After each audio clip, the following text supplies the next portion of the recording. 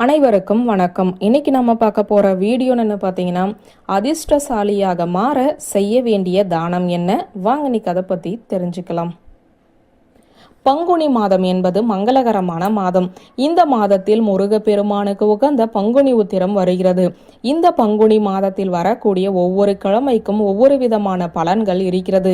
அந்த வகையில் பங்குனி ஞாயிற்றுக்கிழமை நாம் இந்த ஒரு தானத்தை செய்தோம் என்றால் கண்டிப்பான முறையில் நம்முடைய வாழ்க்கையில் இருக்கக்கூடிய துரதிருஷ்டம் அனைத்தும் நீங்கி அதிர்ஷ்டம் உண்டாகும். அந்த தானத்தை பற்றி தான் நாம் இப்போது பார்க்க போகிறோம். நமக்கு ஏற்படக்கூடிய கஷ்டத்திற்கு முக்கியமான காரணமாக திகழ்வது நம்முடைய கர்ம வினைகள் தான். நாம் செய்த பாவங்கள் புண்ணியத்திற்கு ஏற்றாற் போலத்தான் நம்முடைய வாழ்க்கையும் அமையும். நாம் இப்போது கஷ்டப்பட்டு கொண்டு இருக்கிறோம் என்றால் அதற்கு காரணம் நாம் தான். நாம் முற்பிறவியில் செய்த கர்ம வினைகளின் அடிப்படையில் தான் இந்த பிறவியில் பிறப்பெடுத்து இந்த கஷ்டங்களை அனுபவித்து கொண்டிருக்கிறோம். இந்த கர்ம வினைகளை நீக்க வேண்டும் என நினைப்பவர்கள் தங்களால் என்ற தான தர்மத்தை செய்ய வேண்டும். அப்போதுதான் கர்ம வினைகள் குறைந்து மீண்டும் பிறவா நிலை ஏற்படும். நாம் இப்போது வாழ்ந்து கொண்டிருக்கிற இந்த வாழ்க்கையில் நன்மைகளும் உண்டாகும்.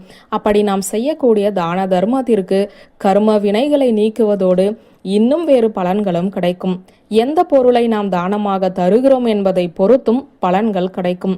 யாருக்கு தானமாக தருகிறோம் என்பதை பொறுத்தும் பலன்கள் மாறுபடும். எந்த நாளில் தானம் தருகிறோம் என்பதை பொறுத்தும் பலன்கள் மாறுபடும். அந்த வகையில் நம்மிடம் இருக்கக்கூடிய துரதிர்ஷ்டத்தை நீக்குவதற்கும் அதிர்ஷ்டத்தை பெருக்குவதற்கும் பங்குனி ஞாயிற்றுக்கிழமை அன்று ஒரு தானத்தை நாம் செய்ய வேண்டும். அந்த தானத்தை பற்றித்தான் நாம் இப்போது பார்க்க போகிறோம். அந்த தானம் தான் ஆடை தானம். அதாவது புதியதாக ஒரு சட்டையை வாங்கி தானமாக தர வேண்டும். ஆண்கள் அணியக்கூடிய ஒரு சட்டை. இந்த சட்டையின் நிறம் வெள்ளை நிறமாக இருக்க வேண்டும். இந்த சட்டையை யாருக்கு தானம் தர வேண்டும்? நிலத்தில் வேர்வை சிந்தி உழைக்கும் விவசாயிகளுக்கு தானம் தர வேண்டும். ஒருவேளை தங்கள் வீட்டின் அருகில் விவசாயிகள் இல்லை என்றால் மண்பானை செய்பவர்கள் இருப்பார்கள். அவர்களுக்கு இந்த வெள்ளை சட்டையை தானம் தரலாம். பங்குனி ஞாயிற்றுக்கிழமை என்று ராகு காலம் யமகண்ட நேரத்தை மட்டும் தவிர்த்து விடுங்கள். முடிந்த அளவிற்கு குளிகை நேரத்தை பயன்படுத்துங்கள். இயலாத பட்சத்தில் மற்ற நேரங்களில் கூட இந்த தானத்தை நாம் செய்யலாம்.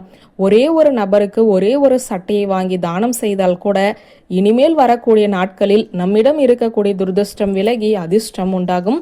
தங்களால் என்ற தான தர்மத்தை முழு மனதோடு முழு நிறைவோடு எந்தவித எதிர்பார்ப்பும் இன்றி செய்யும் போது அந்த தான தர்மத்திற்கு பலன்கள் அதிகரிக்கும். இந்த பங்குனி மாதம் முடிவதற்குள் வருகிற ஏதாவது ஒரு ஞாயிற்றுக்கிழமையை தேர்ந்தெடுத்து தானம் செய்யுங்கள்.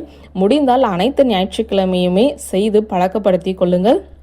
அந்த வகையில் பங்குனி ஞாயிற்றுக்கிழமை என்று இந்த தானத்தை செய்து வாழ்க்கையில் இருக்கக்கூடிய துரதிருஷ்டத்தை நீக்கி அதிர்ஷ்டத்தை பெருக்கிக் கொள்ளலாம் என்ற தகவலை சொல்லி இந்த வீடியோவை நிறைவு செய்கிறேன். நன்றி, வணக்கம்.